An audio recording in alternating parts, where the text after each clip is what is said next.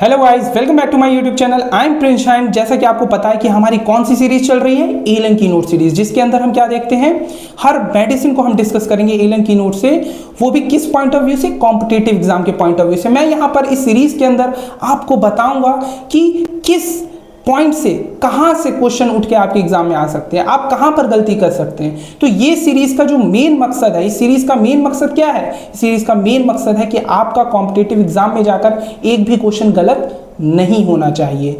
So without wasting any further time let get started. तो जैसा कि आपको पता है कि हमने इस सीरीज की पिछली वीडियो में कौन सी मेडिसिन ली थी, हमारी एलन की नोट की पहली मेडिसिन, जो कि क्या थी, हमारी एब्रोटेनम। ठीक है, आज हम अपनी एलन की नोट की दूसरी मेडिसिन, जो कि हमारी क्या है, एसिटिकम एसिडम, ये लेने वाले हैं। तो आपको कुछ नहीं करना, फटाफट से अपनी एलन की नोट निकाल लो, एक पेन या पेंसिल है वो अपने साथ रख लो एंड साथ के साथ मार्क करते जाओ। मैं बताता जाऊंगा कि कहां से किस तरीके के क्वेश्चन आ सकते हैं। ठीक है, तो आपको कुछ नहीं करना, ध्यान से लेक्चर सुनना है, एलन की नोट उठानी है और मार्क करते हुए चलना है। हम एक मेडिसिन भले ही पढ़ रहे हैं, बट इसके साथ साथ हम बहुत सारी और मेडिसिन को कंपेयर करके रिवीजन करेंगे। ठीक है, तो हम पढ़ेंगे एक मेडिसिन, बट रिवीजन होगी हमारी बहुत सारी मेडिसिन की। सो चलो स्टार्ट करते हैं। तो जैसा कि मैंने बताया कि आज हम हमारी एलन की नोट की दूसरी मेडिसिन लेने वाले हैं, एसिटिकम एसिडम। तो फटाफट से एलन की नोट में 2 पेज नंबर खोल लो एंड पेन पेंसिल अपने पास रखना। तो सबसे पहले इसमें इसका कॉमन नेम मार्क करो। ठीक है, तो ग्लेशियल एसिटिक एसिड। ठीक है, तो एसिटिकम एसिडम का जो कॉमन नेम होता है वो क्या होता है, ग्लेशियल एसिटिक एसिड। ठीक है, इसके कॉन्स्टिट्यूशन में अगर हम जाएंगे तो कॉन्स्टिट्यूशन में पहला पॉइंट क्या दे रखा है, कैसा face, pale lean person, mark करो, pale lean person with legs flabby muscle, face pale and waxy, face pale and waxy. वहीं ब्रैकेट में एक और मेडिसिन दे रखी है, कौन सी, फेरामेटालिकम। तो फेरामेटालिकम के लिए पेज नंबर 132 है। तो एक बार फेरामेटालिकम भी देख लेते हैं उसमें क्या लिखा हुआ है। तो अगर आप 132 पेज नंबर पर जाएंगे तो फटाफट से 132 पेज नंबर आप अपनी एलन की नोट में निकालिए, और जब आप 132 पेज नंबर का कॉन्स्टिट्यूशन में सेकंड पॉइंट पे जाएंगे तो उसमें आपको देखने को मिलेगा क्या है कि फेरामेटालिकम में क्या है, women who are weak, delicate, chlorotic, yet have fiery red face. Important, weak है, डेलिकेट है, फिर भी फेस इसका पेल नहीं है, कैसा है, फायरी रेड फेस है।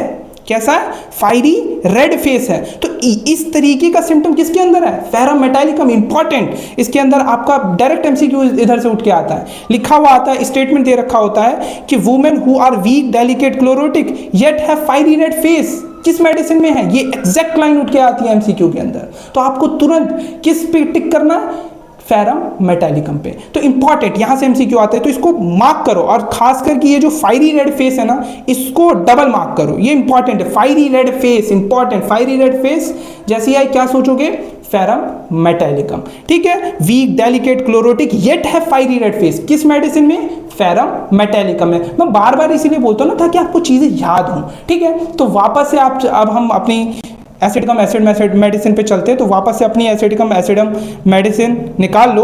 तो हमने पहला पॉइंट देख लिया कि इसका जो पेशेंट होगा उसका फेस कैसा होता है, पेल होता है, लीन पर्सन होता है, लेग्स फ्लैबी मसल होता है, फेस पेल एंड वैक्सी होता है। फिर हमने देखा फेरम को हमने कंपेयर किया है, जिसके अंदर इसकी भी वुमेन बहुत वीक, डेलिकेट होती है, क्लोरोटिक होती है, येट है फायरी रेड फेस।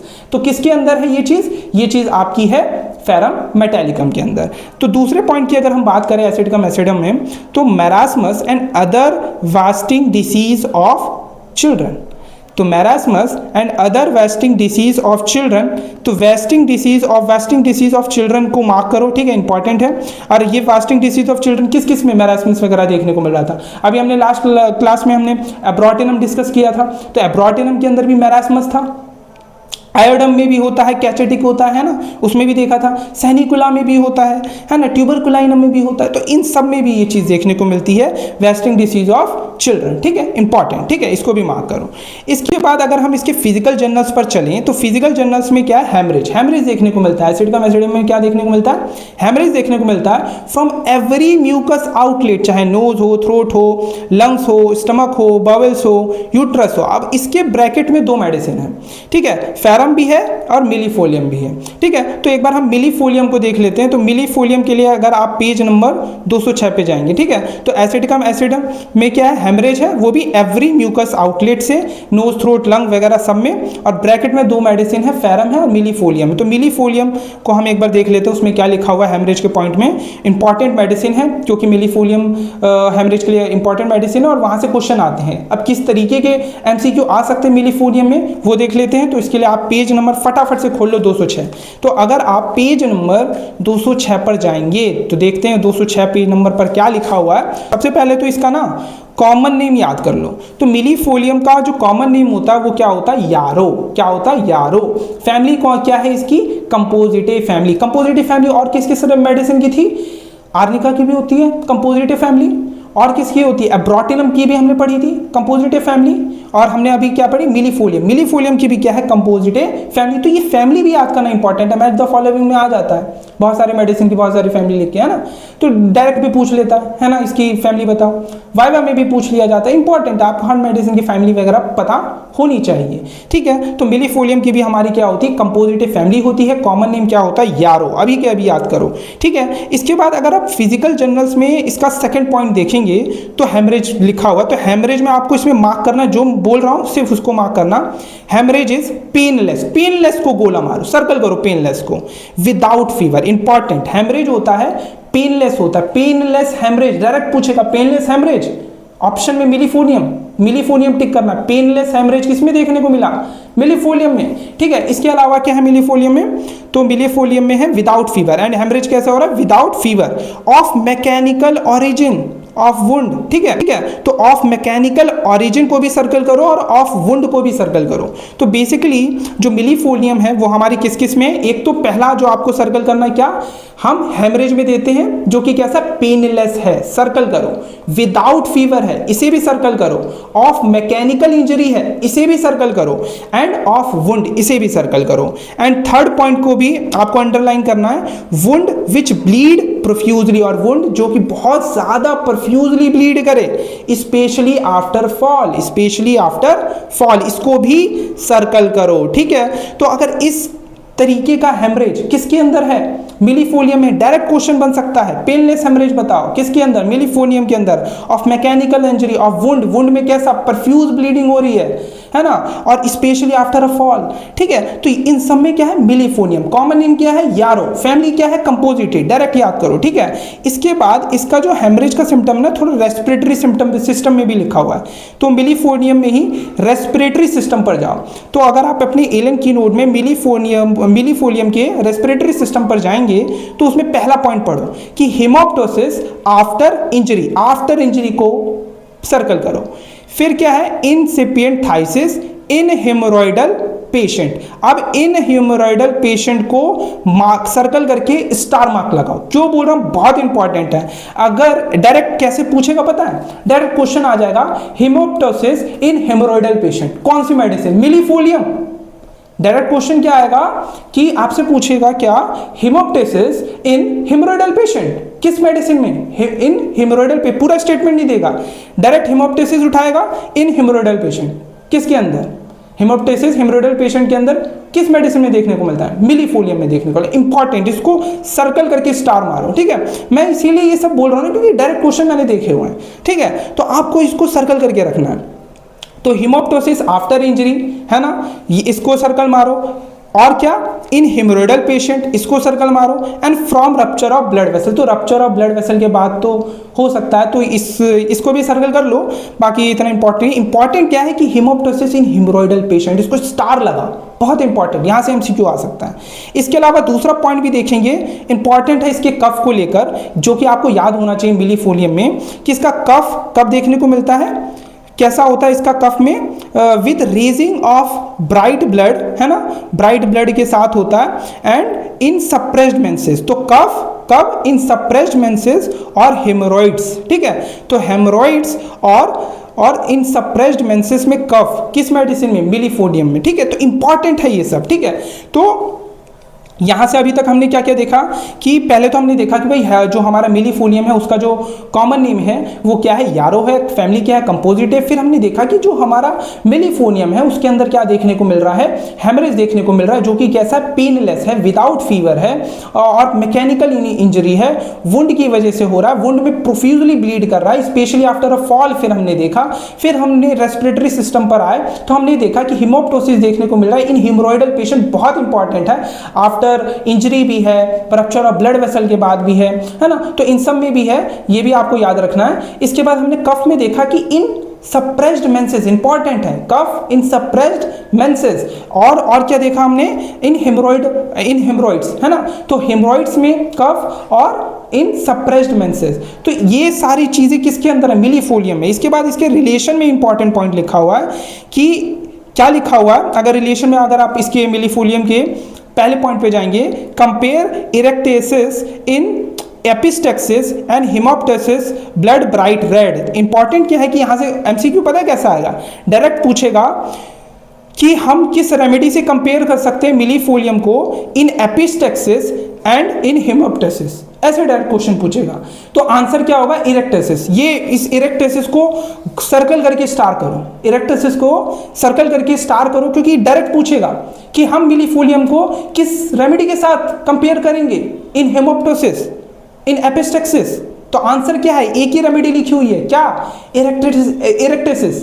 ठीक है, तो इरेक्टेसिस को सर्कल करो, डायरेक्ट इससे एमसीक्यू आ सकता है। इसके बाद अगर आप देखेंगे तो दूसरा पॉइंट इसके रिलेशन में क्या है, जो मिलीफोलियम है, follow well after aconite and arnica in haemorrhages. तो एकोनाइट एंड आर्निका के बाद हम इन हेमरेजेस कौन सी मेडिसिन देते हैं, मिलीफोलियम देते हैं, फॉलो करती है, वेल फॉलो करती है कौन सी, millefolium. So millefolium follow well after aconite and arnica in haemorrhages. तो ये दूसरा पॉइंट है इसके रिलेशन में। तो यहां से किस किस तरीके के एमसीक्यू आ सकते हैं, तो पहला कॉमन नेम से आ सकता है मिलीफोलियम में, है ना, कॉमन नेम क्या, यारो हो गया, फैमिली क्या हो गई, कंपोजिटिव फैमिली हो गई, और कहां से आ सकता है कि पेनलेस हेमरेज विदाउट फीवर, है ना, of mechanical injury, of wound profusely bleed कर रहा है, और स्पेशली आफ्टर अ फॉल, और क्या, हिमोप्टेसिस इन हिमोरॉइडल पेशेंट, है ना, या फिर कफ इन हिमोरॉइड्स, है ना, या इन सप्रेस्ड मेंसेस, है ना। तो इस तरीके के क्वेश्चन, अगर किस मेडिसिन को हम कंपेयर करेंगे एपिस्टेक्सिस एंड हिमोप्टेसिस में,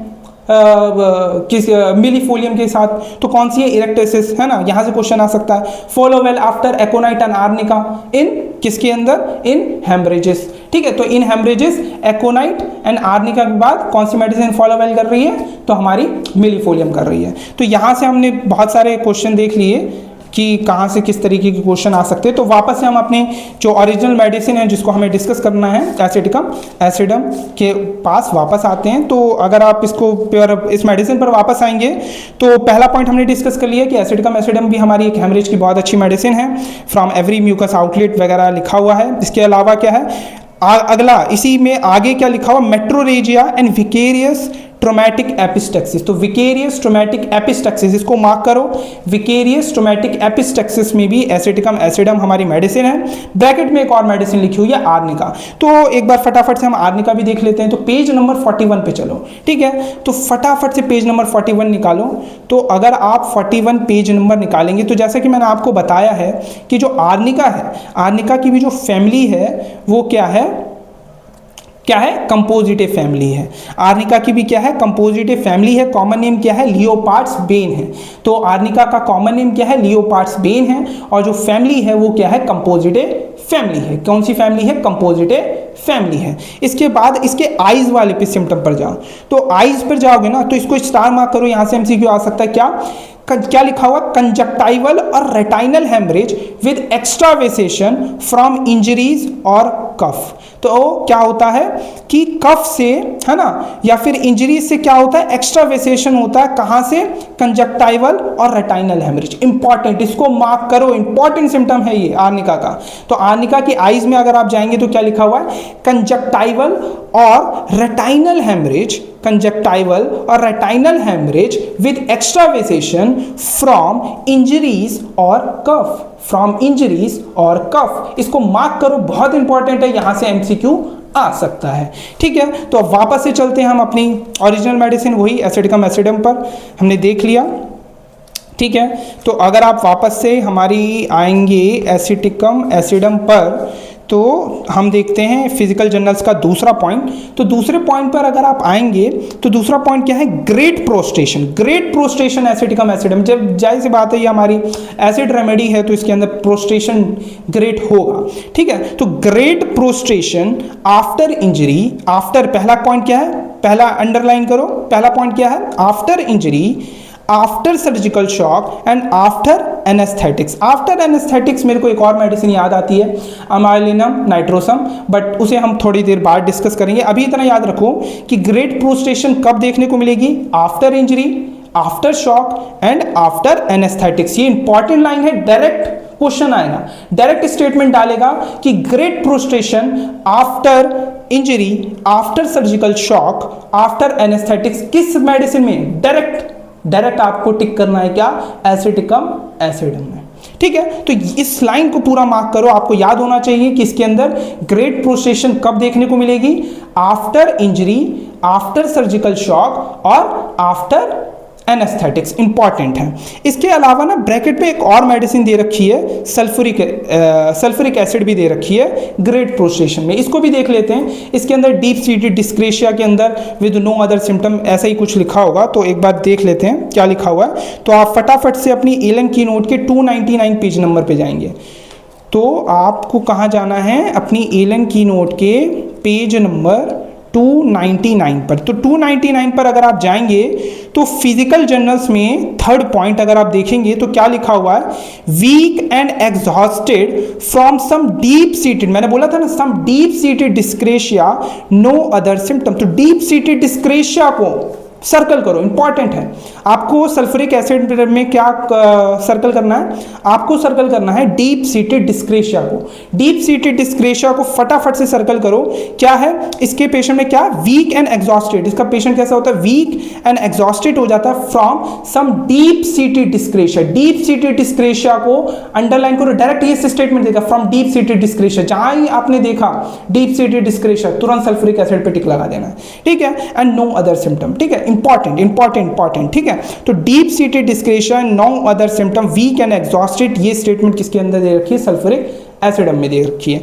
तो इसको आपको मार्क कर लेना है, ठीक है। अब ये जो प्रोस्टेशन है ना, प्रोस्टेशन तो और भी मेडिसिन के अंदर था, अगर आप देखेंगे तो ग्रेट वीकनेस आपकी एब्रोटिनम में भी थी, है ना, प्रोस्टेशन था उसके अंदर भी, and a kind of hectic fever था, इतना ज़्यादा प्रोस्टेशन कि वो खड़ा भी नहीं हो पा रहा था, ये एब्रोटिनम में भी था। एथूसा में भी यही प्रोस्टेशन वगैरह देखने को मिलता है, वीकनेस वगैरह देखने को मिलता है, बट वहाँ पर किसके बाद, तो वहाँ पर भी लिखा हुआ ना आफ्टर स्पाजम, है ना। तो अगर आप एथूसा में भी जाएंगे, है ना, अगर आप एथूसा मेडिसिन भी खोलेंगे तो वहाँ पर भी क्या है, ग्रेट वीकनेस है, वहाँ पर भी बच्चा खड़ा नहीं हो पाता। Children can not stand, unable to hold the head up, prostration with sleepiness after vomiting, after stool and after spasm. यहां ये चीज इंपॉर्टेंट है, इसको मार्क करो। अगर ऐसा कुछ है तो आंसर क्या होगा, एथूसा होगा। वहीं अगर आफ्टर इंजरी ग्रेट प्रोस्टेशन है या आफ्टर सर्जिकल शॉक है ना, आफ्टर एनेस्थेटिक्स है, तो क्या है, एसिटिकम एसिडम है।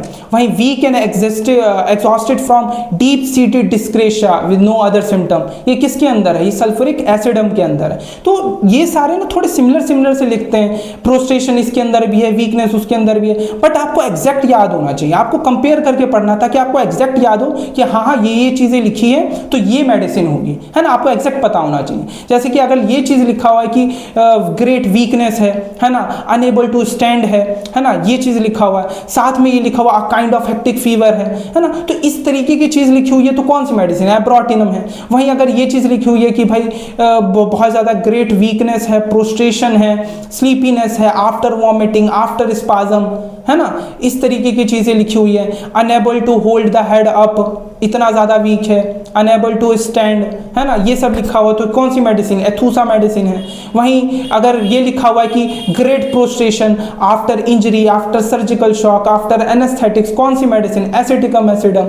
वहीं अगर ये चीज लिखी हुई है कि weak and exhausted from some deep seated dyscrasia, है ना, और विद नो अदर सिम्टम, किसके अंदर है, सल्फ्यूरिक एसिडम में है ना। तो इस तरीके से सल्फ्यूरिक एसिड में है, तो इस तरीके से आपको याद रखना है, ठीक है, कि किस मेडिसिन में हमने एग्जैक्टली क्या लिखा हुआ है, क्योंकि एग्जैक्टली स्टेटमेंट डालेगा कई बार मिलते जुलते ऑप्शन डाल देगा, तो कंफ्यूज नहीं होना है। तो इसीलिए आपको एग्जैक्ट चीजें याद रखनी कि हाँ इस मेडिसिन के अंदर ये चीज लिखी हुई है। तो आपको ये सारी चीज़ें मैं आपको इसी सीरीज के अंदर याद करवाने की कोशिश करूंगा, आपको मार्क करवाने की कोशिश करूंगा कहाँ से एमसीक्यू आ सकते हैं, क्योंकि इस सीरीज का जो मेन मोटिव है वो यही है। ठीक है, तो हमारा ये दूसरा पॉइंट भी कवर होता है। तीसरे पॉइंट पे अगर हम चलते हैं तो तीसरा पॉइंट क्या है, थर्स्ट। थर्स्ट इसके पेशेंट में कैसा होता है, इंटेंस होता है, बर्निंग होता है, इनसेटाइबल होता है, मतलब इसकी प्यास बुझती नहीं है, even for large quantities in dropsy diabetes, chronic diabetes. तो इंपॉर्टेंट कैसी है इसकी थर्स्ट, इंटेंस है, बर्निंग है, सर्कल करो किसको, इनसेटाइबल है, even for large quantities, in किस कंडीशन में, पहला कंडीशन क्या है, ड्रॉपसी, मार्क करो, डायबिटीज, और तीसरा क्या है, क्रोनिक डायरिया। ठीक है, तो dropsy, diabetes and chronic diarrhoea के अंदर क्या होता है, बहुत ही इंटेंस बर्निंग थर्स्ट होता है, इनसेटाइबल थर्स्ट होता है, और बट इंपॉर्टेंट स्टार मार्क करो किसको, but no thirst in fever, but no thirst in fever. ठीक है, ये इंपॉर्टेंट है, नो थर्स्ट इन फीवर, इसको भी आपको सर्कल करना है। ठीक है, तो नो थर्स्ट इन फीवर इसको स्टार मार्क करो। ठीक है, तो ये किसके अंदर है, एसिटिकम एसिडम है। ठीक है, तो आपको ये सारी चीजें याद रखनी है। अब हम इसके फिजिकल जर्नल के आखिरी पॉइंट पे चलते हैं। तो आखिरी पॉइंट में क्या लिखा हुआ है एसिटिकम एसिडम में, can not sleep lying on back, can not sleep lying on back. तो इसका पेशेंट इसका पेशेंट कैसा होता है, ये बैक के बल नहीं लेट सकता, can not sleep on back. Sensation कैसी आती है इसको, क्योंकि इसको सेंसेशन आती है कि इसका जो एब्डोमेन है वो सिंक कर रहा है, जिसकी वजह से इसे डिस्निया हो जाता है, सांस लेने में दिक्कत होने लगती है, इसीलिए ये रेस्ट करता है बेटर लाइंग ऑन बेली, मतलब पेट के बल। ठीक है, तो इंपॉर्टेंट ये सिम्टम किसके अंदर, can not lie on back, किसके अंदर है, एसिटिकम एसिडम में है। सेंसेशन कैसी आ रही है कि उसका जो एब्डोमेन है वो सिंक कर रहा है, जिसकी वजह से वो सांस भी लेने में दिक्कत हो रही है, डिस्निया हो रहा है उसे।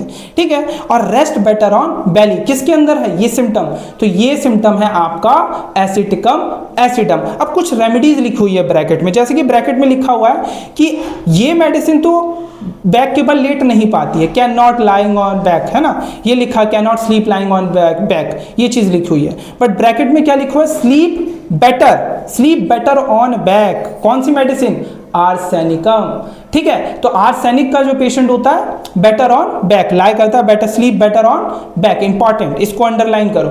वहीं एक और मेडिसिन है, अगर आप रूटा के बैक में भी जाएंगे ना तो वहां पर भी देखेंगे कि बैक एक is relieved by lying on back, किसके अंदर है, रूटा के अंदर है।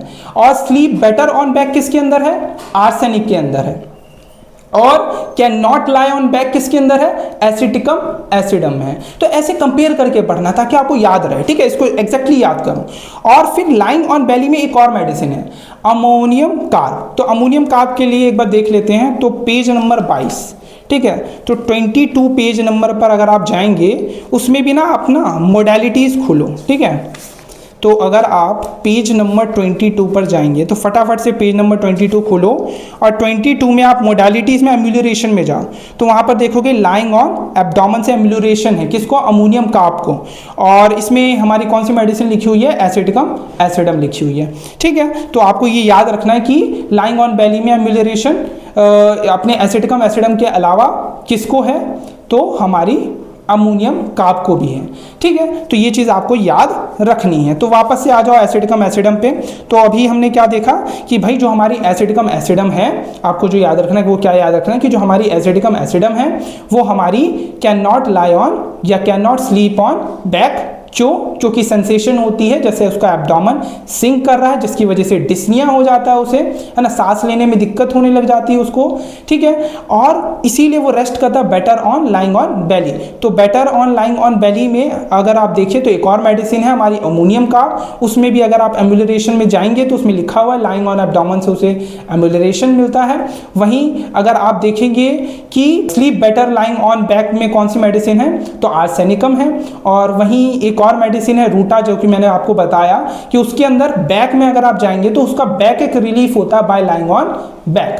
ठीक है, तो इंपॉर्टेंट है। तो इस तरीके से आपको पढ़ना होता है। तो आगे हम चलते हैं गैस्ट्रोइंटेस्टाइनल सिस्टम पर, एसिटिकम एसिडम पर वापस आ जाते हैं। तो गैस्ट्रोइंटेस्टाइनल सिस्टम पर अगर आप जाएंगे तो उसमें डायरिया इसका कैसा है, सर्कल करते जाओ, कोपियस है, एग्जॉस्टिंग है, ग्रेट थर्स्ट के साथ है, इन ड्रॉप्सी, टाइफस है, और क्या है, थाइसिस है, और स्टार मार्क करो नाइट स्वेट्स। क्या देखने को मिलते हैं, नाइट स्वेट्स देखने को मिलते हैं। तो गैस्ट्रोइंटेस्टाइनल सिस्टम पर अगर आप जाएंगे तो डायरिया इसका कैसा है, कोपियस है, एग्जॉस्टिंग है, ग्रेट थर्स्ट के साथ है ना। साथ में किसके अंदर, ड्रॉप्सी के अंदर, टाइफस के अंदर और थाइसिस के अंदर, विद नाइट स्वेट को स्टार करो, ठीक है। तो ऐसा सिम्टम किसके अंदर है, एसिटिकम एसिडम में है। तो इसके अंदर क्या है, डायरिया देखने को मिलेगा, कैसा होगा, कोपियस होगा, एग्जॉस्टिंग होगा, ग्रेट थर्स्ट के साथ होगा, और इन ड्रॉप्सी, किस किस कंडीशन में, ड्रॉप्सी, टाइफस और थाइसिस के केस में, और विद नाइट स्वेट आपको एग्जैक्टली याद रखना है। इसके बाद अगर आप इसके फीमेल रिप्रोडक्टिव सिस्टम पर जाएंगे तो इसमें लिखा हुआ सोर, belching and vomiting in pregnancy, जो कि क्या है, एक कॉमन सिम्टम है। तो ये इतना इंपॉर्टेंट नहीं है। बाकी आगे क्या लिखा हुआ है, burning water brush and perfuse salivation day and night, ये इंपॉर्टेंट, इसको मार्क करो। Burning water brush and perfuse salivation and circle करो डे एंड नाइट को सर्कल करो, डे एंड नाइट को आपको सर्कल करना है। ये किसके अंदर है, ये एसिटिकम एसिडम है, इंपॉर्टेंट। तो फीमेल रिप्रोडक्टिव सिस्टम में आपको क्या मार्क करना है, burning water brush and perfuse salivation and circle करो डे एंड नाइट को, important, day and night important है। ये एग्जैक्ट किसके अंदर है, एसिटिकम एसिडम है। तो एसिटिकम एसिडम में क्या है, burning water brush and perfuse salivation day and night. वहीं अगर आप ब्रैकेट में जाएंगे तो वहीं अगर सिर्फ सलाइवेशन एग्रीवेटेड एट नाइट, सिर्फ नाइट है, अगर सिर्फ नाइट में एग्रीवेट कर रहा है, कौन सी, मर्क्यूरियस, इंपॉर्टेंट। अगर डे एंड नाइट दोनों है तो आंसर क्या होगा, तो एसिटिकम एसिडम होगा। बट अगर सिर्फ सलाइवेशन नाइट में एग्रीवेट कर रहा है तो कौन सी मेडिसिन, तब मर्क्यूरियस होगा, इंपॉर्टेंट। यहां से एमसीक्यू बनता है, तो आपको देखना होगा सिर्फ नाइट लिखा है तो मर्क्यूरियस, और अगर डे एंड नाइट लिखा है तो क्या, एसिटिकम एसिडम, इंपॉर्टेंट, बहुत इंपॉर्टेंट, ठीक है। तो एक बार हम मर्क्यूरियस को देख लेते हैं, उसमें क्या लिखा हुआ है एलन की नोट में। तो एक बार आप 199 पेज नंबर खोलो, फटाफट से अपनी एलन की नोट का 199 पेज नंबर खोलो। तो जब आप 199 पेज नंबर पर जाएंगे तो 199 पेज नंबर पर इसके फीमेल रिप्रोडक्टिव सिस्टम के सेकंड पॉइंट पे आइए। तो सेकंड पॉइंट में क्या लिखा हो, morning sickness, profuse salivation, morning sickness, profuse salivation, wets the pillow in sleep, क्योंकि वही ना, रात को इतना ज़्यादा सलाइवेशन इसको होता है नाइट में कि वो पिलो को क्या कर देता है, वेट कर देती है। तो मतलब मॉर्निंग सिकनेस में इतना ज़्यादा इसको, इस लेडी को रात को सलाइवेशन होता है, इतना ज़्यादा परफ्यूज सलाइवेशन होता है कि जो पिलो है वो वेट हो जाता है। तो इंपॉर्टेंट है कि अगर perfuse salivation aggravated at night है और इतना ज़्यादा कि वेट द पिलो, किस मेडिसिन में, मर्क्यूरियस। वहीं अगर perfuse salivation, burning water brush, day and night दोनों लिखा हुआ है तो कौन सी मेडिसिन, एसिटिकम एसिडम। तो इस तरीके से एमसीक्यू आते हैं, आपको इस तरीके से पढ़ना होता है, इस तरीके से आपको याद करना होता है। तो देख रहे हो कि हम पढ़ रहे हैं थ्योरी, पर हम थ्योरी से क्वेश्चन को कनेक्ट कर रहे हैं, ताकि हम पढ़ थ्योरी रहे हैं पर हम सॉल्व क्वेश्चन ही कर रहे हैं, ठीक है। तो इस तरीके से आपको हैबिट बनेगी और याद भी होंगी चीज़ें कि किस तरीके के एमसीक्यू कहाँ से किस तरीके से बन सकते हैं, और आपको इस तरीके से चीज़ें याद भी रहेंगी। तो अगर अब आप आगे आएंगे, इसके रेस्पिरेटरी सिस्टम पर आएंगे एसिटिकम एसिडम पे, तो एसिटिकम एसिडम के अगर आप रेस्पिरेटरी सिस्टम पर आएंगे तो true croup, hissing respiration, cough with inhalation, important, cough with inhalation को सर्कल करो, कफ विद इनहेलेशन को सर्कल करो। फिर ब्रैकेट में एक और मेडिसिन दे रखी है, स्पॉन्जिया भी दे रखी है, और उसके आगे क्या लिखा है, लास्ट स्टेजेस, इंपॉर्टेंट। ये लाइन आपको याद रखनी है, क्या कि हमारी एसिटिकम एसिडम में क्या है, ट्रू ग्रुप है, हिसिंग रेस्पिरेशन के साथ है, और इंपॉर्टेंट, जो बहुत ज़्यादा इंपॉर्टेंट है वो क्या है, cough with the inhalation, cough with the inhalation को सर्कल करो, cough with the inhalation, bracket में एक और मेडिसिन है स्पॉन्जिया, एंड लास्ट स्टेज का होता है, किसका, लास्ट स्टेज, तो लास्ट को भी आपको सर्कल करना है। तो कौन सी मेडिसिन है, एसिटिकम एसिडम है। अब स्पॉन्जिया दे रखा है ब्रैकेट में कफ विद इनहेलेशन में, तो स्पॉन्जिया में भी क्योंकि कफ होता है विद इनहेलेशन, तो पेज नंबर 287 खोलो, देखते हैं क्या लिखा हुआ है। तो जब आप पेज नंबर 287 खोलेंगे तो पेज नंबर 287 देखते हैं, तो पेज नंबर 287 पे अगर आप देखेंगे तो स्पॉन्जिया टोस्टा मेडिसिन है, रोस्टेड स्पॉन्ज, और स्पॉन्जिया इसकी फैमिली है। तो अगर आप देखेंगे तो इसके अंदर आप रेस्पिरेटरी सिस्टम में इसके क्रूप वाले पॉइंट पे जाएंगे तो क्रूप होता है एंशियस, एंशियस को मार्क करो। तो अगर क्रूप है और एंशियस है, साथ में ड्यूरिंग इंस्पिरेशन एग्रीवेट हो रहा है और बिफोर मिडनाइट एग्रीवेट हो रहा है, कौन सी मेडिसिन, डायरेक्ट आपको क्लिक करना चाहिए स्पॉन्जिया टोस्टा।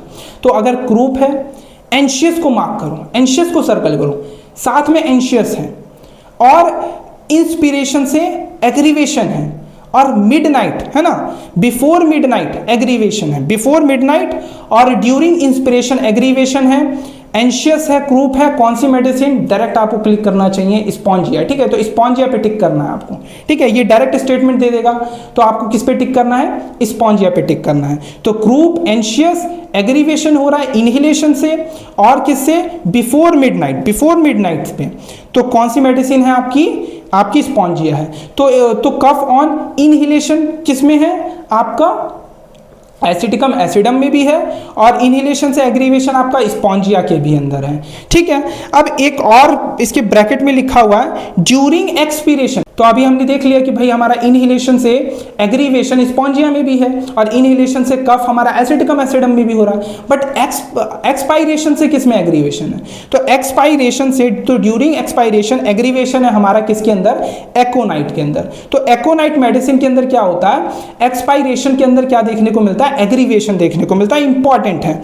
तो बिफोर मिडनाइट एग्रीवेशन स्पॉन्जिया में है, वहीं अगर बिफोर मॉर्निंग एग्रीवेशन कोई पूछे तो कौन सी मेडिसिन, हिपार है। तो इस तरीके से आपको पढ़ना है। ठीक है, इस तरीके से आपको चीजें याद रखनी है। तो अगर क्रूप पूछे, एंशियस लिखा हुआ है, ड्यूरिंग इनहेलेशन एग्रीवेशन हो रहा है और बिफोर मिडनाइट एग्रीवेट कर रहा है, कौन सी medicine, Spongia.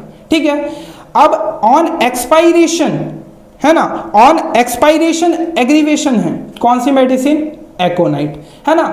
Before midnight aggravation तो स्पॉन्जिया है, बट बिफोर मॉर्निंग पूछे तो कौन, हिपार, इंपॉर्टेंट, ऐसे आपको याद रखना है। तो एक बार हम एकोनाइट भी देख ही लेते हैं, लिखा हुआ है पेज नंबर 4 पे चलो। तो अगर आप एक बार पेज नंबर 4 खोलो, तो पेज नंबर 4 पे अगर आप इसके एकोनाइट के रेस्पिरेटरी सिस्टम पर जाएंगे तो इसमें भी क्रूप है ना। तो क्रूप ड्राई है, हॉर्स है, सफोकेटिंग है, लाउड है, रफ है, क्रोकिंग है, हार्ड है, रिंगिंग है, विस्लिंग है, ऑन एक्सपायरेशन। अब इस एक्सपायरेशन को सर्कल करो, ऑन एक्सपायरेशन, ऑन एक्सपायरेशन। ठीक है, और साथ में ब्रैकेट में एक और मेडिसिन लिखी है, कॉस्टिकम। क्या लिखी हुई है, कॉस्टिकम। वहीं ऑन इनहेलेशन में क्या है, स्पॉन्जिया। तो ये तो अभी हम देख के आए कि ऑन इनहेलेशन एग्रीवेशन किसके अंदर है, स्पॉन्जिया के अंदर है। बट ब्रैकेट में एक और मेडिसिन है एक्सपायरेशन में, कॉस्टिकम भी है। तो कॉस्टिकम भी देख लेते हैं उसमें क्या लिखा हुआ है। तो एक बार 92 पेज नंबर पे जाओ। तो अगर आप 92 पेज नंबर पर जाएंगे तो आपको क्या देखने को मिलेगा, देखते हैं। तो 92 पेज नंबर पे अगर आप कॉस्टिकम के रेस्पिरेटरी सिस्टम पर आएंगे तो कफ में क्या लिखा हुआ है, with rawness, soreness in chest with inability to expectorate, sputa must be swallowed, है ना, sputa must be swallowed, relieved by drinking cold water। इसको मार्क करो, इसको सर्कल करो, इंपॉर्टेंट है कि इसका कफ जो है relieved by drinking cold water। तो क्योंकि नॉर्मली जब किसी को खांसी वगैरह होती है हम क्या बोलते हैं, गर्म पानी पड़ो, पर इसका जो कफ है कैसे इसको रिलीफ मिल रहा है, बाय ड्रिंकिंग कोल्ड वाटर। थोड़ा पिक्यूलियर सिम्टम है ना ये, कि रिलीव्ड बाय कोल्ड वाटर, किसके अंदर, कॉस्टिकम के अंदर, इंपॉर्टेंट है। तो इसको एक बार अच्छे से मार्क कर लो कि इसमें जो कफ है वो कैसे रिलीफ हो रहा है, बाय ड्रिंकिंग कोल्ड वाटर। अगर बाय ड्रिंकिंग कोल्ड वाटर किसके अंदर रिलीफ मिल रहा है, तो कॉस्टिकम के अंदर रिलीफ मिल रहा है। और उसके बाद क्या लिखा हुआ, ऑन एक्सपायरेशन। तो ऑन एक्सपायरेशन में हमारा एक और मेडिसिन है, कौन सी है, तो हमारी कॉस्टिकम भी है। तो अगर हम किसकी बात करें तो इनहेलेशन में हमारी क्या हो गई, 2 मेडिसिन। तो अभी जो हमने ये पूरा देखा तो हमारी एक्सपायरेशन में एक और मेडिसिन आ गई, कौन सी, कॉस्टिकम भी आ गई। तो ओवरऑल एक बार अगर मैं बताऊं तो अभी हमने देखा क्या कि हमारी स्पॉन्जिया और एसिटिकम एसिडम, इसमें इनहेलेशन है, और एक्सपायरेशन में कौन सी है, एकोनाइट है, और आपकी क्या है, कॉस्टिकम है। कॉस्टिकम में इंपॉर्टेंट पिक्यूलियर क्या है कि उसका cough relieved by drinking cold water, important है, ठीक है, बहुत ज़्यादा इंपॉर्टेंट है। तो आपको इस तरीके से याद रखना है ये सारी चीज़ें। इसके बाद वापस से आ जाओ एसिटिकम एसिडम पर। तो इसके एसिटिकम एसिडम पर वापस आएंगे तो इसके इनहेलेशन, इसके रेस्पिरेटरी सिस्टम के दूसरे पॉइंट पे चलते हैं। तो उसमें क्या लिखा हुआ है, inhalation of vapour of cider vinegar. अब ये जो साइडर विनेगर है इसके अंदर जो एक्टिव कंस्टिट्यूएंट होता है वो एसिटिकम एसिडम ही होता है, ठीक है, एसिटिक एसिड ही होता है, ठीक है, इसका जो एक्टिव कंस्टिट्यूएंट होता है। तो has been successfully used in croup and malignant diphtheria. अब ये पूरी स्टेटमेंट ना आपको ना अंडरलाइन करके रखनी है। क्यों? क्योंकि क्वेश्चन पता है यहां से कैसा आएगा, क्वेश्चन पूछेगा कि हम कौन सी चीज डैश करके आ जाएगा, हम कौन सी चीज यूज करते हैं successfully in croup and malignant diphtheria, direct आएगा इन क्रूप एंड मैलिग्नेंट डिप्थेरिया। तो जैसे ही आप देखोगे ना, इन क्रूप एंड मैलिग्नेंट डिप्थेरिया को ट्रीट करने के लिए तुरंत लिख देना वेपर ऑफ साइडर विनेगर, है ना। तो इस तरीके से आपको ये चीजें याद रखनी है क्योंकि इस तरीके के क्वेश्चन आ जाते हैं, ठीक है। तो आपको याद होना चाहिए कि inhalation of vapour of cider vinegar has been successfully used in croup and malignant diphtheria. तो इसको आपको याद रखना, जैसे मैलिग्नेंट डिप्थेरिया लिखा हुआ है, इन क्रूप लिखा हुआ है, तुरंत सोचो inhalation of vapour of cider vinegar. तो ये आपको ऑप्शन में मिल जाएगा, आपको तुरंत टिक मार देना है। तो इसीलिए ये स्टेटमेंट बहुत ज्यादा इंपॉर्टेंट है। इसके बाद एसिटिकम एसिडम में अगर आप इसके फीवर पे आएंगे तो फीवर इसका भी कैसा, हेक्टिक फीवर। अब हेक्टिक फीवर सोचा, एक और मेडिसिन आई ना माइंड में, कौन सी, एब्रोटिनम। एब्रोटिनम में भी था ना कि great weakness, prostration, a kind of hectic fever with children unable to stand, यही पॉइंट था ना।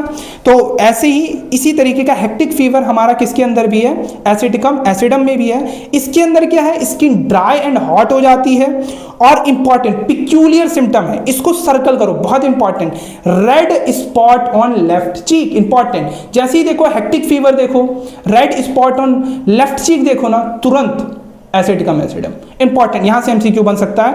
एंड कैसा, साथ में नाइट स्वेट भी आते हैं, तो drenching night sweat, night sweat को भी सर्कल करो। तो hectic fever, red spot on left cheek, और ड्रेंचिंग नाइट स्वेट किसके अंदर, एसिटिकम एसिडम के अंदर। तो इंपॉर्टेंट है, यहां से एमसीक्यू बन सकता है, तो आपको याद रखना है। और एक और इंपॉर्टेंट पॉइंट, जैसे कि मैंने आपको पहले बताया और पहले लिखा हुआ था कि जो एसिटिकम एसिडम है इसके फीवर में कोई थर्स्ट नहीं होती, बट ड्रॉप्सी हो गया, डायरिया हो गया, डायबिटीज हो गया, उसमें ग्रेट इंटेंस मतलब इनसटाएबल थर्स्ट है ना। बट फीवर के टाइम पे नो थर्स्ट, तो वही लिखा हुआ अगला पॉइंट भी, नो थर्स्ट इन फीवर, ठीक है। और इसके फीवर में जो इंपॉर्टेंट जो आपको याद रखना वो क्या है, red spot on left cheek, important, red spot on left cheek, hectic fever, drenching night sweat, किस मेडिसिन के अंदर है, तो एसिटिकम एसिडम में है, ठीक है। अब वापस से इसकी हम रिलेशन में आ जाते हैं। तो रिलेशन पे अगर हम आए तो it antidotes anaesthetic vapour, fumes of charcoal gas and opium and स्टेमोनियम, important, opium and स्टेमोनियम important, इसको मार्क करो, इसको स्टार लगाओ। यहां से एमसीक्यू आता है, ओपियम एंड स्टेमोनियम को एंटीडोट कौन सी मेडिसिन करती है, तुरंत आपको क्लिक करना चाहिए एसिटिकम एसिडम। तो ओपियम और स्टेमोनियम, ओपियम और स्टेमोनियम को जो मेडिसिन एंटीडोट करती है वो कौन सी मेडिसिन है, एसिटिकम एसिडम। यहां से भी एमसीक्यू आता है। तो एसिटिकम एसिडम जो है वो हमारी एंटीडोट करती है किसको, स्टेमोनियम को भी और ओपियम को भी, फ्यूम्स ऑफ चारकोल को भी, और हमारी किसको एंटीडोट करती है, एनेस्थेटिक्स वेपर को। और इससे पहले भी मैंने बोला था कि जैसे मैं एनेस्थेटिक सुनता एक और मेडिसिन याद आती है, अमाइलिनम नाइट्रोसम। तो वही मेडिसिन ब्रैकेट में लिखी हुई है, अमाइलिनम नाइट्रोसम। इसे भी देख लेते हैं इसमें क्या लिखा हुआ है। तो एक बार पेज नंबर 25 खोलो, ठीक है। अमाइलिनम नाइट्रोसम के लिए आप पेज नंबर 25 खोलो। तो अगर आप पेज नंबर 25 पे जाएंगे ना, तो 25 पेज नंबर पे ना आप इसका रिलेशन पे जाइए, पेज नंबर 25 पे आपको किस पे जाना है, रिलेशन पे खोलना है, ठीक है। तो आप पेज नंबर 25 पे जब आप इसके रिलेशन पे जाएंगे तो रिलेशन में इसका दूसरा पॉइंट देखिए, अमाइलिनम नाइट्रोसम में आपको रिलेशन पे जाना है और सेकंड पॉइंट देखना है, उसमें क्या लिखा हुआ है कि acts promptly by inhalation, underline करो, acts promptly by inhalation resuscitates person sinking under the anaesthetics, ठीक है। तो सिंकिंग अंडर द एनेस्थेटिक्स अगर ये चीज देख रहे हो, एंड इनहेलेशन से एक्ट करता है, एक्ट प्रॉम्प्टली बाय इनहेलेशन, और person sinking in anaesthetic, person sinking in anaesthetics and acts promptly by inhalation किस मेडिसिन में है, तो अमाइलिनम नाइट्रोसम में है। किस मेडिसिन में है, अमाइलिनम नाइट्रोसम में है, ठीक है। आपको ये चीज याद रखनी है।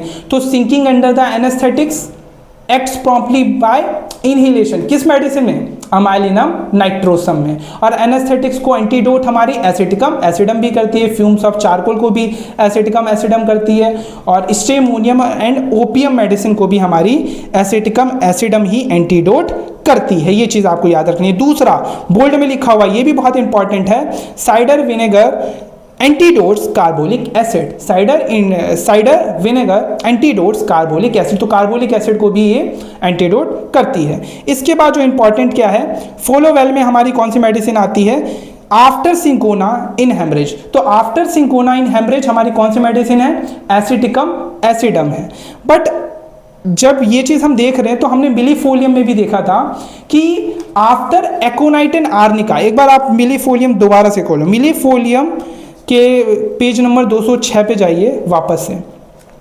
तो जब आप 206 पेज नंबर पर जाएंगे, 206 पेज नंबर पर आप रिलेशन में जाएंगे मिलीफोलियम के, तो वहां पर आपने देखा था कि एकोनाइटिन arnica, after एकोनाइटिन arnica in haemorrhage कौन सी मेडिसिन, मिलीफोलियम। ऐसे कंपेयर करके पढ़ना, याद रहेगा। तो अगर क्वेश्चन में क्या है, हेमरेज है और एकोनाइट और आर्निका के बाद कौन सी मेडिसिन फॉलो करेगी, मिलीफोलियम। वहीं अगर हेमरेज है और सिंकोना के बाद कौन सी मेडिसिन फॉलो करेगी, तो कौन सी मेडिसिन, एसिटिकम एसिडम।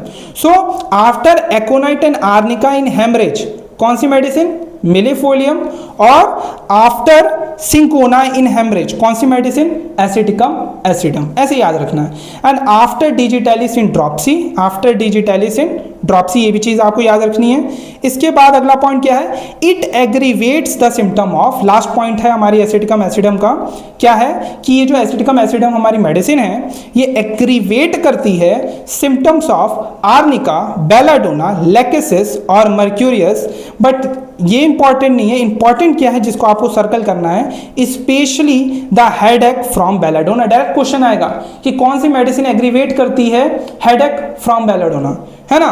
तो कौन सी मेडिसिन, एसिटिकम एसिडम, इसको सर्कल करो, यहां से एमसीक्यू डायरेक्ट आएगा, ठीक है। तो इस तरीके से आपको याद रखना है। इसके बाद ना एसिटिकम एसिडम के बारे में एक चीज लिखी हुई है बट इस मेडिसिन में नहीं लिखी हुई है। आप एक बार बोरेक्स का रिलेशन देखेंगे ना एलन की नोट में, तो वहां पर लिखा हुआ है कि ना कि आफ्टर, बिफोर एंड आफ्टर एसिटिकम एसिडम हम बोरेक्स कभी यूज नहीं करते, है ना। Borax must not be use. तो इंपॉर्टेंट, तो मैंने ये पॉइंट भी एसिटिकम एसिडम में आपको लिख लेना चाहिए, आपको याद रहेगा क्योंकि ये डायरेक्ट क्वेश्चन आ सकता है। बहुत इंपॉर्टेंट है कि borax must not be use before and after एसिटिकम एसिडम। Important important important, बहुत ज्यादा इंपॉर्टेंट, किसी भी कॉम्पिटेटिव एग्जाम में आ सकता है कि बोरेक्स आपको पता होना चाहिए कि बोरेक्स हमें यूज नहीं करना है बिफोर और आफ्टर एसिटिकम एसिडम।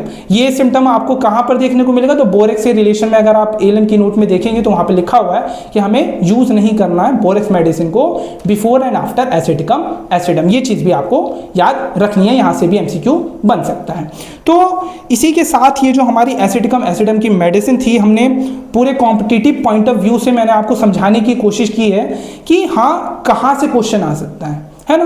क्योंकि इस सीरीज का मेन मकसद क्या है कि आपके एमसीक्यू बनने चाहिए, तो मैंने उसी पॉइंट ऑफ व्यू से आपको समझाने की कोशिश की है कि हाँ इस पॉइंट से क्वेश्चन आ सकता है, इस तरीके का क्वेश्चन आ सकता है, यहां पर गलती हो सकती है और आपको कंपेयर करके, हमने भले ही पढ़ा एसिटिकम एसिडम, पर आपने देखा होगा हमने मिलीफोलियम भी पढ़ा है ना, हमने आर्निका के भी कुछ सिम्टम देखे है ना। तो हम बहुत सारी मेडिसिन, हम पढ़ते एक मेडिसिन है बट हमारे रिवीजन बहुत सारी मेडिसिन की होती है, इसीलिए थोड़ी वीडियो की लेंथ थोड़ी बड़ी हो जाती है। बाकी इसी तरीके से यही मेरा पैटर्न रहेगा है ना करने का, और मैं हर सिम्टम को बहुत ज़्यादा बार इसलिए बोलता हूँ ताकि आपको ये चीज़ें याद हो जाए, ठीक है। याद आपको हो, आप बार बार सुनोगे तो आपको बार बार ये चीज़ें याद होंगी। तो इसी तरीके से पढ़ना होता है, इसी तरीके से एलन की नोट को अगर आप पढ़ेंगे ना बार बार तो आपको चीज़ें याद होंगी और इस तरीके के क्वेश्चंस आते हैं है ना। तो आपको इस तरीके से ही पढ़ना होगा अगर आपको एक अच्छा स्कोर करना है किसी भी कॉम्पिटिटिव एग्जाम में। तो इसी के साथ ये जो हमारी एसिटिकम एसिडम मेडिसिन है कंप्लीट होती है। होप आपको ये जो वीडियो है पसंद आई होगी, आपको अच्छी लगी होगी। अगर आपको अच्छी लगी तो प्लीज़ लाइक करना, शेयर करना और कमेंट ज़रूर करना। अगर आपको कोई प्रॉब्लम है, आपको कोई क्वेश्चन पूछना है, या अगर आपको कुछ इम्प्रूवमेंट चाहिए, कुछ इम्प्रूवमेंट आपको करवानी है, या आपको कोई कमी महसूस हो रही है, या आपको अच्छा लगा, सब आप करो, क्योंकि इस चीज़ से हम थोड़ा इम्प्रूवमेंट भी कर पाएंगे। और साथ में अगर आपको अच्छी लगी तो प्लीज़ अगर आप अच्छे कमेंट करेंगे तो इससे मोटिवेशन मिलता है ताकि आपको और भी वीडियोज़ मिले, क्योंकि मैं इस सीरीज़ को कंप्लीट तभी कर पाऊंगा जब आप फुल सपोर्ट दिखाएंगे। तो इसी के साथ ये जो हमारी वीडियो है कंप्लीट होती है। मिलते हैं ऐसी किसी नई वीडियो के साथ, तब तक खुश रहें, मस्त रहें। जय हिंद।